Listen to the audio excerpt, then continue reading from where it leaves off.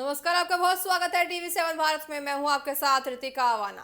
India गठबंधन पर BJP नेता संबित पात्रा ने छात्र आंदोलन को लेकर बड़ा हमला बोला है। संबित पात्रा ने विपक्ष पर आरोप लगाया कि वह छात्र मुद्दों को लेकर दोहरा रवैया अपनाते हैं। आइए आपको सुनाते हैं उन्होंने क्या कुछ और कहा है।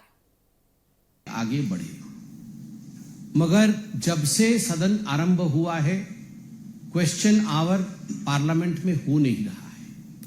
0 आवर के लिए पार्लियामेंट में बाधाएं उत्पन्न की जा रही है। लगभग किसी बिल पे चर्चा नहीं हो रही है। इसके पीछे का कारण आपने कांग्रेस के और कांग्रेस के कुछ इंडिया अलायंस के दलों के व्यवहार को देखा है। मुझे तो उनके डबल स्टैंडर्ड्स पे आश्चर्य होता है।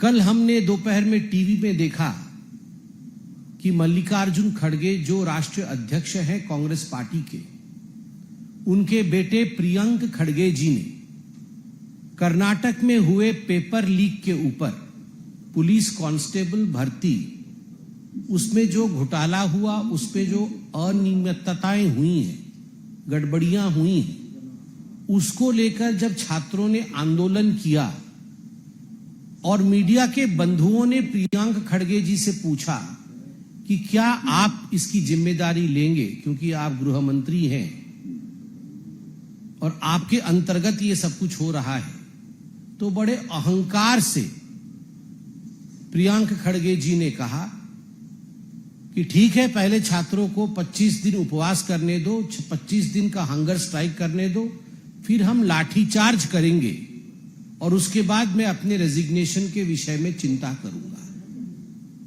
और इस पर अभी तक राहुल गांधी जी की चुप्पी है और मैं दावे के साथ कहना चाहूंगा कि आज भी वो पार्लियामेंट शायद चलने नहीं देंगे। मगर यह जो डबल स्टैंडर्ड्स है कांग्रेस पार्टी का, मल्लिकार्जुन खड़गे जी राज्यसभा में खड़े होकर उन्होंने घंटों भाषण दिया।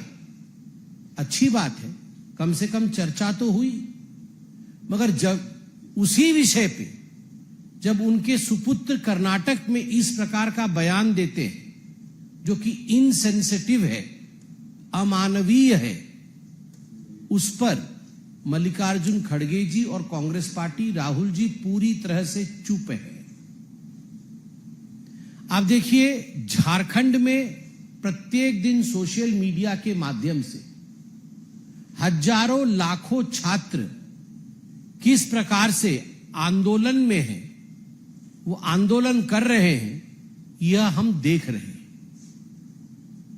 और कांग्रेस पार्टी एक शब्द झारखंड में आंदोलन में बैठे छात्रों के पक्ष में बोलते नजर नहीं आ रही है, पार्लियामेंट में उस विषय को उठाते नजर नहीं आ रही। एक तख्ती आपने देखा, कोई कांग्रेस का सांसद मकर द्वार पे झारखंड के एग्जाम को लेकर, जेपीएससी एग्जाम, जो 14वां जेपीएससी एग्जाम हुआ था, पब्लिक सर्विस कमीशन का एग्जाम झारखंड का, जिसमें पेपर लीक हुई थी, उस विषय में एक तख्ती किसी भी कांग्रेसी के हाथों में देखा? किसी ने नहीं देखा, क्योंकि ये सिलेक्टिव आउटरीच है और इसके पीछे केवल राजनीतिक रोटी सेकने की चेष्टा कांग्रेस पार्टी की। आपको आश्चर्य होगा, मैं कुछ बिल्स का नाम लूंगा जो बिल पास हो गए, लोकसभा में पास हो गए, मगर उन पे 1 मिनट की भी चर्चा नहीं हुई। पास होना अनिवार्य था क्योंकि जनता का कार्य है, चर्चा नहीं हुई। जनता अनभिज्ञ है कि इन बिलों में क्या है।